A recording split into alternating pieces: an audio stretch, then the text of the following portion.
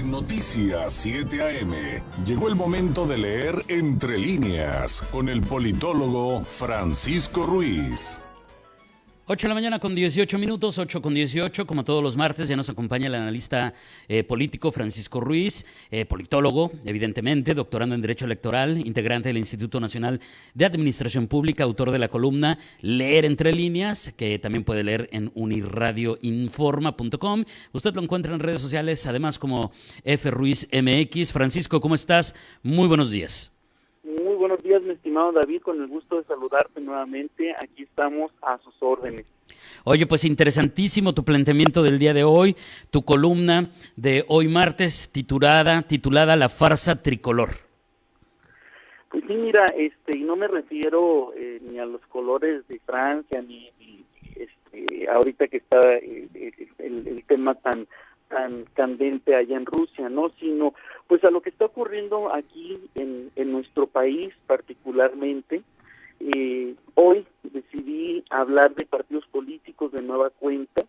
Ya en una ocasión anterior había compartido mis reflexiones acerca de la cantidad de recursos que se les asignan a los partidos políticos a nivel nacional, unas cantidades, la verdad, estratosféricas, y de hecho pues había puesto yo sobre la mesa la interrogante de qué pasaría si en México prevaleciera el bipartidismo, ¿no? Y lo platicamos en su momento. Sin embargo, bueno, en esta ocasión quise compartir con quienes me hacen favor de tanto de escucharme a través de tu programa, así como de leerme a través de Unirradio, que pues qué son los partidos políticos y cuál es su finalidad. Y es curioso, David, cómo si encontramos, por supuesto, un sentido jurídico, un argumento legal en la Constitución, particularmente en el artículo 41, acerca de qué son los partidos políticos. Nos dicen claramente cuáles son sus finalidades, entre ellas, por supuesto, promover la participación ciudadana. Nos habla de la organización de los ciudadanos, de buscar la integración de los ciudadanos también, y de acceder al ejercicio del poder público mediante el voto libre, secreto y directo. Pero, curiosamente, no nos menciona que un partido político debe de responder a una ideología, algo que parecería una obviedad, porque pues se supone que todos los partidos políticos tienen una serie de una identidad muy clara, ¿no? Sería el término más apropiado. Y bueno, también este mismo artículo nos señala que nosotros como ciudadanos tenemos la libertad de decidir si queremos participar, si queremos formar parte de un instituto político o nos abstenemos de hacerlo, así como también tenemos derecho de elegir hacia cuál partido político queremos pertenecer.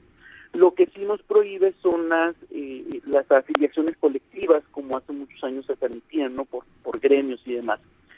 ¿En dónde reside aquí la importancia? Bueno, que los partidos políticos son de alguna manera el primer ensayo, el primer intento por la democratización de nuestro país, ¿no? En México han existido literalmente desde que México se creó, desde inicios del siglo XIX. Iniciaron de una manera, sí, un tanto rústica, por supuesto. Inician con formas de pensar, con dos bloques, precisamente, los yorquinos y los escoceses, que luego se van a transformar en las palabras que tanto le gustan al presidente López Obrador, en los liberales y conservadores. Pero, bueno, con el devenir del tiempo se han formalizado, se han institucionalizado, se han normalizado bajo estrictas observaciones por parte de la autoridad electoral, de tal suerte que hoy tenemos únicamente a nivel nacional 7 partidos políticos y en Baja California son 8. Y como decía, es el preámbulo de la democracia. Entonces, si los partidos políticos tienen como finalidad la competencia para acceder al poder, tienen como finalidad el ejercicio de la democracia, ser un ejemplo de la democracia, pues bien valdría la pena que no solo pretendan acceder al poder compitiendo entre sí y los partidos políticos, sino en lo interno. Y aunque la mayoría de los partidos políticos señalan en sus documentos internos que para llegar a las dirigencias, a las candidaturas y demás, debe de existir un proceso democrático interno, la realidad es que pues muchas veces se convierte en una farsa. Me atrevería a señalar como antecedente la ruptura del PRI allá en 1988. Recordemos cómo se crea el Frente Democrático Nacional, precisamente porque no se permitió una competencia abierta entre Cuauhtémoc Cárdenas y Carlos Salinas de Gortari, ¿no? Ya sabemos el desenlace, pero no es tan lejano. Parecería que una situación como aquella es algo muy lejano, algo que quedó en el pasado, algo que ya aprendimos, una lección que ya hicimos nuestra, y no, la realidad es que no. Hace relativamente poco, hace unos cuantos días, en Baja California se seleccionó una nueva dirigencia, en el caso del partido más antiguo de México, y bueno, pues algo que se volvió realmente una farsa, ¿no? Donde seleccionaron un método para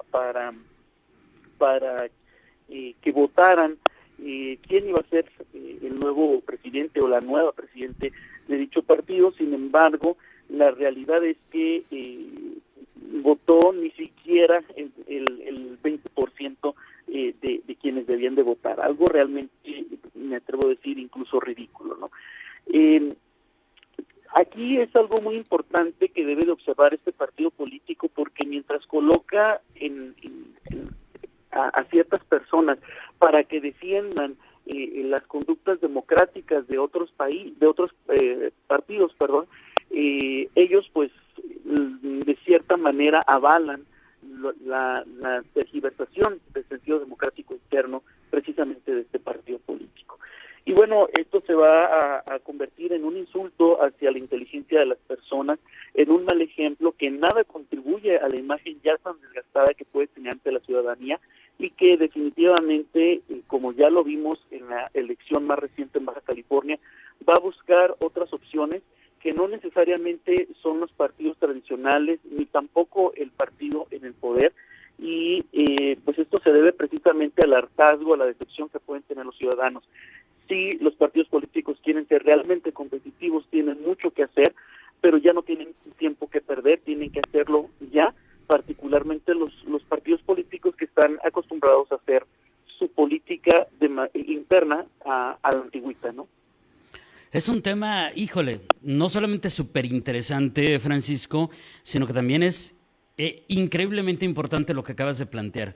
No solamente el asunto de entender cómo funcionan los partidos, no solamente el entender si están haciendo los procesos realmente democráticos, porque eso también va a decir mucho de los candidatos que propongan, sino también la importancia de que la ciudadanía, quienes, los que decimos coloquialmente, los ciudadanos de a pie, que no estamos ni en el círculo rojo, ni nos dedicamos a asuntos de partidos ni nada, entendamos cómo funcionan las cosas para poder, en su, digamos, debida dimensión, hacer los reclamos a estas figuras, pero desde una perspectiva del conocimiento que permita legitimidad en esos reclamos. Yo desde ahí veo algo sumamente importante. Y además me atrevería, Francisco, a sumar esto que tú ya bien explicaste, que incluso, además, por ejemplo, nos permiten entender esos procesos entrecomillados democráticos al interior de esos partidos para saber si les damos nuestra confianza, nuestro voto o alguna oportunidad. Pero también, fíjate cuántos temas hay alrededor de esto que acabas de plantear. Desde esta pelea que parece eterna entre el bipartidismo y que la verdadera democracia sería abrir opciones, todas las que quisieran surgir, pero al mismo tiempo está sobre la mesa la paradoja que ya vivimos, por ejemplo, con el Patas, que había 12 candidatos a la alcaldía de Tijuana y llegó el Patas con el 7% de los votos. Entonces, ¿qué legitimidad hay en un gobernante que llegó por esa vía?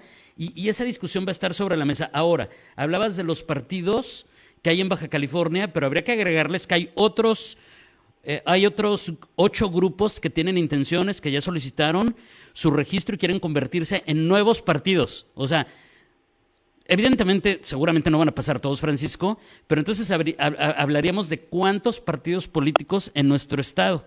Y luego, pues vendrán las diferencias con otros sistemas políticos. Por ejemplo, en Estados Unidos para votar necesitas registrarte con una fuerza política, con un partido. Y así este tema que acabas de explicar, Francisco, se iría desdoblando para platicar horas y horas y horas. Totalmente de acuerdo contigo en lo que acabas de mencionar. Me encanta porque precisamente este espacio nos permite complementar las ideas, ¿no? Y definitivamente estoy de acuerdo contigo. Hay que estar atentos de la evolución precisamente de las decisiones que va a tomar la autoridad electoral, si reúnen o no los requisitos para participar. La buena noticia es que pensando en que esta intención de quienes aspiran a convertirse en partidos políticos locales sea realmente legítima y no busquen únicamente ir por las prerrogativas o de una manera, tener una participación fugaz, pues bienvenidos. ¿Por qué? Porque significa que los ciudadanos están interesados en participar y esa es una buena noticia. La mala sería que pues sea únicamente, insisto, para ciertos intereses que no respondan precisamente a contribuir a la democracia. Y cerraría mi comentario muy brevemente diciendo que los partidos políticos, aunque ya existen, por supuesto, las candidaturas independientes, los partidos políticos históricamente y en la actualidad siguen siendo una figura muy importante en el desarrollo político de nuestro país. Me parece que no pueden pedir algo que no dan. Si no ejercen la democracia internamente, evidentemente no están aptos para competir en un ambiente realmente democrático. Sin duda, totalmente de acuerdo. Francisco, muchísimas gracias, que tengas un excelente martes, una excelente semana, muy buenos días. Igualmente, muchísimas gracias, nos vemos la próxima semana. Es Francisco Ruiz, politólogo, doctorando en Derecho Electoral, integrante del Instituto Nacional de Administración Pública, autor de la columna Leer entre líneas. 8 de la mañana.